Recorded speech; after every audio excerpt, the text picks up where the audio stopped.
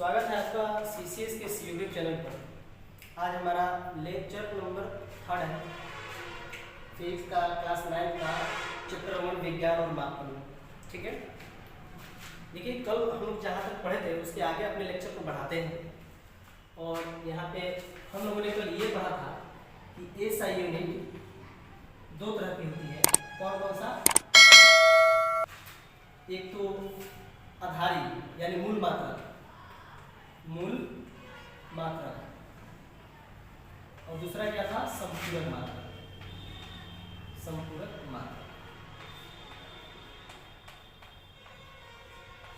तो इसकी चर्चा हम लोगों ने कर लिया था। हम जानते हैं कि यह कितने प्रकार की होती है, तो 7 तरह की होती है। आज हम संपूरक मात्रा के बारे में पढ़ेंगे। ठीक है, तो चलिए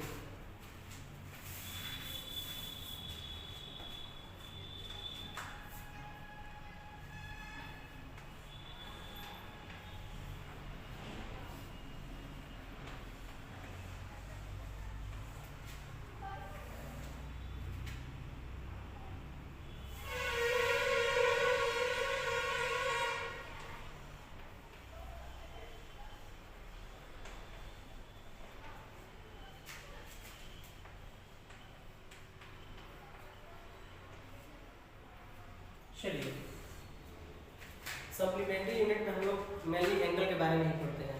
बस आप लोग इस बात का ख्याल रखें कि एंगल दो तरह की होती है। कौन कौन सा? तो एक प्लेन एंगल और एक सॉलिड एंगल, मतलब एक समतल कोण और एक ठोस कोण होता है। अब समतल कोण और ठोस कोण को एकदम सिंपल वे में समझते हैं। जैसे कि ये देखिए, ये आपको नोटबुक दिखाई दे रही है, ये समतल है, ठीक है ना, समतल सरफेस समतल है। अब इस समतल पर जो ये हम देखिए यहाँ पे जो इस तरह से हम कोण बना रहे हैं, ये मेरा क्या हो जाएगा? समतल कोण हो जाएगा, ठीक है ना। अब ये जो कोण बनेगी, जो इसके बीच में ये जो एज, मान लीजिए कि ऐसे कोण जो बन रही है, अब इस कोण को मापने के लिए हम लोग रेडियन का इस्तेमाल करते हैं। इसी के बारे में हम लोग पढ़ेंगे। बहुत टिपिकल तो नहीं है। चलिए, तो फर्स्ट नंबर क्या है बताइए? तो समतल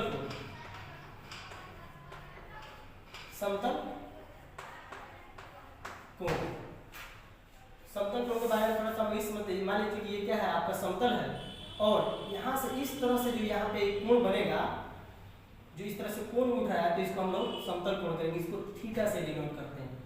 ठीक है, बात समझ में आई? दूसरा क्या है? तो दूसरा है आपका ठोस कोण। क्या है? ठोस कोण। जरा ठोस कोण को समझने का प्रयास करते हैं। ये देखिए, आप लोग आइसक्रीम खाए हैं? चलिए आज हम लोग आइसक्रीम खाते हैं। ये रहा आपका ठोस कोण।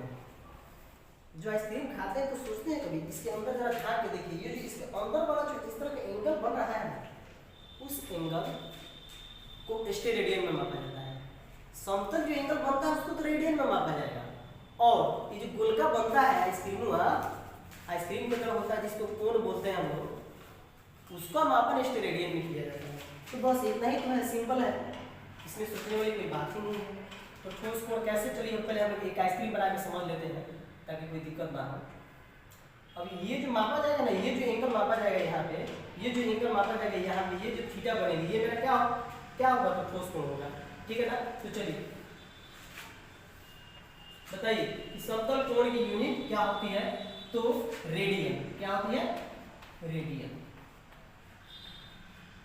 ठीक है, इसको आरडी से डिनोट करते हैं। ठीक है, ठोस कोण की यूनिट स्टेरेडियन, एस पे रेडियन के। इसको हम लोग डिनोट करेंगे एसडी से, स्टेरेडियन। कोई दिक्कत? बस इतना ही तो था। संपूरक मात्रा में एक समतल कोण आता है, ठोस कोण आता है। तो समतल कोण को आप लोग समझ चुके हैं कि समतल कोण कैसे होता है, ठोस कोण कैसे होता है। अब हम अपने लेक्चर को आगे बढ़ाते हैं।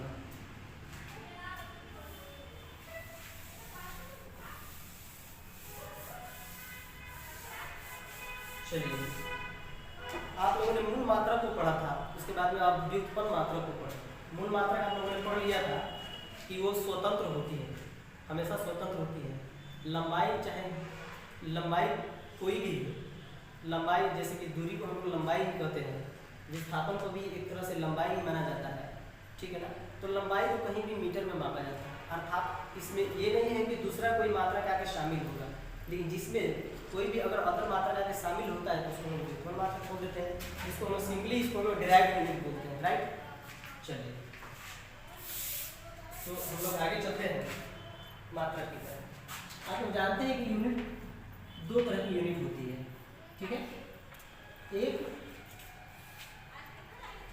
एक होती है बेसिक यूनिट, जिसको हम लोग मूल मात्रक बोलते हैं, मूल मात्रक, सॉरी मूल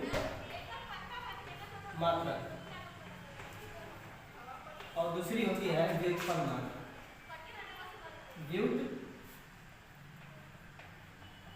व्युत्पन्न मात्रक, ठीक है।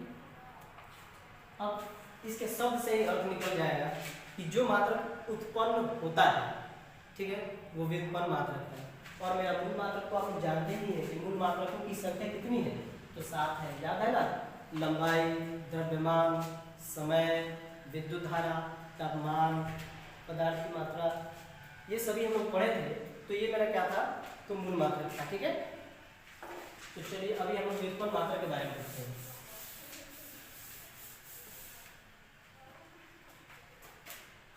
व्युत्पन्न मात्रक, व्युत्पन्न मात्रक, राइट। अब इस व्युत्पन्न मात्रक को हम लोग डिराइव्ड यूनिट बोलते हैं, क्योंकि ये किसी न किसी से ये डिराइव हुआ होता है। ये मूल मात्रक नहीं होता है, ये बेसिक यूनिट नहीं होती है। आप लोग ये जान चुके हैं कि बेसिक यूनिट सिर्फ 7 ही होती है, कितनी, 7 होती है। अब उन्हीं बेसिक यूनिट का इस्तेमाल करके जो हम लोग मात्रक को बनाएंगे वो मेरी व्युत्पन्न मात्रक कहलाएगी। अर्थात आप ये जरूर कह सकते हैं कि मूल मात्रकों के मिलने से व्युत्पन्न मात्रक बनते हैं, नहीं हो सकता है, या फिर 2 या 2 से अधिक मूल मात्रक के मिलने से व्युत्पन्न मात्रक का निर्माण होता है, कुछ भी हम लोग लिख सकते हैं, ठीक है। तो चलिए इसकी परिभाषा को लिखते हैं, ठीक है। चलिए इसकी परिभाषा हम लोग क्या लिखेंगे कि 2 या 2 से अधिक मूल मात्रकों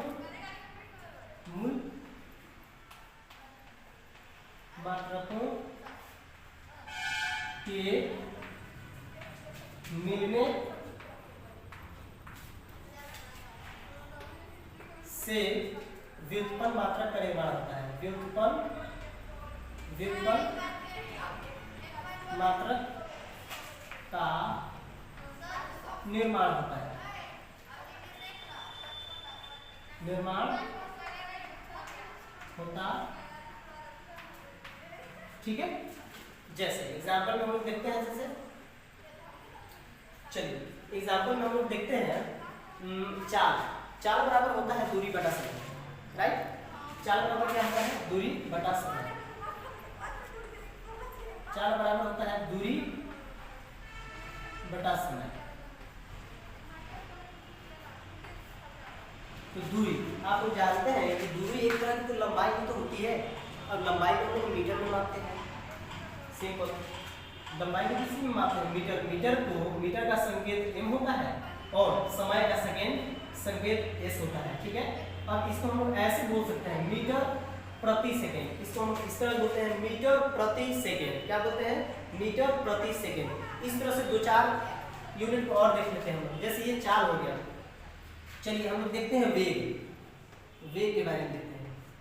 तो वेग बराबर होता है विस्थापन बटा समय। क्या होता है, विस्थापन बटा समय, ठीक है। अब आप लोग जानते हैं कि विस्थापन भी एक तरह की दूरी ही होती है। एक्चुअली इसको शॉर्ट डिस्टेंस बोला जाता है, ठीक है ना। छोटी दूरी को हम लोग विस्थापन करते हैं, सब मतलब न्यूनतम छोटी से छोटी जो दूरी होती है उसको विस्थापन करते हैं। और आप लोग इतना तो जानते ही हैं कि दूरी को मीटर में मापा जाता है, राइट।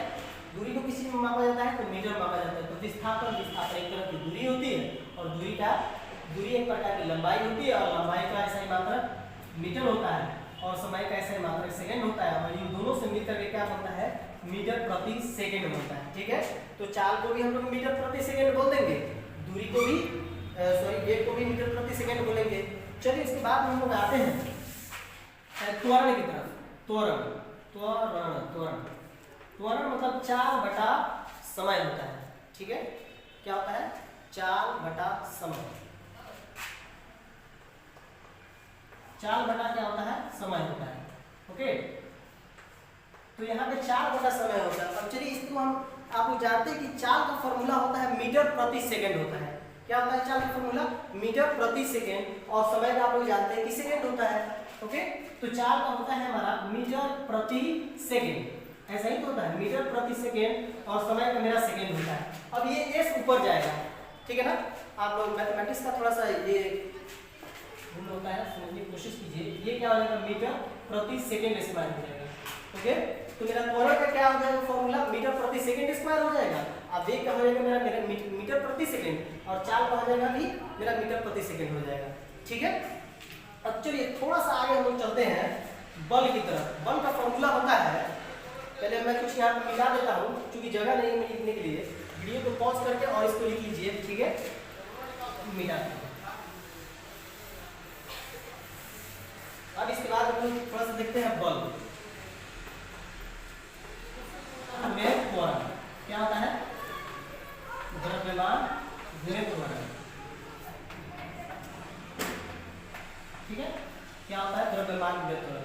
और आप लोग जानते हैं कि द्रव्यमान का ऐसा मात्रक किलोग्राम होता है, अर्थात क्या होता है, केजी होता है। और अभी आप लोगों ने जस्ट पहले ही देखा था कि त्वरण का ऐसा मात्रक मीटर प्रति सेकंड स्क्वायर होता है। तो हम बार बार इसे ड्राइव नहीं करेंगे, एक बार हम लोग ड्राइव कर ले, इसी से हम लोग का काम चल जाएगा। क्या होता है, मीटर प्रति सेकंड स्क्वायर होता है। और आप लोग देख रहे हैं यहाँ पे KG I into metre, KG में मीटर से क्या करेंगे हम लोग मल्टीप्लाई करके, और सेकंड स्क्वायर हमारा डिवाइड हो जाएगा। तो क्या होगा यहाँ पे, केजी मीटर प्रति सेकंड स्क्वायर। ठीक है ना, देखिए इसको हम ऐसे भी लिख सकते हैं, केजी मीटर प्रति सेकंड स्क्वायर, सेकंड का पावर -2 भी हो सकता है। ठीक है ना, तो चलिए आप लोगों ने यहाँ पर देख लिया। अब इसकी छोटी छोटी जो चीज़ें बच गई है, इसको हम लोग अगले क्लास में समझेंगे। ठीक है ना, कुछ चीज़ें याद है, जैसे कि आप लोगों ने प्रकाश वर्ष सुना होगा, पार्शिक सुना होगा, ठीक है ना, पौंड वगैरह सुना होगा। चलिए फिलहाल अभी तक रहने देते हैं। ठीक है, चलिए।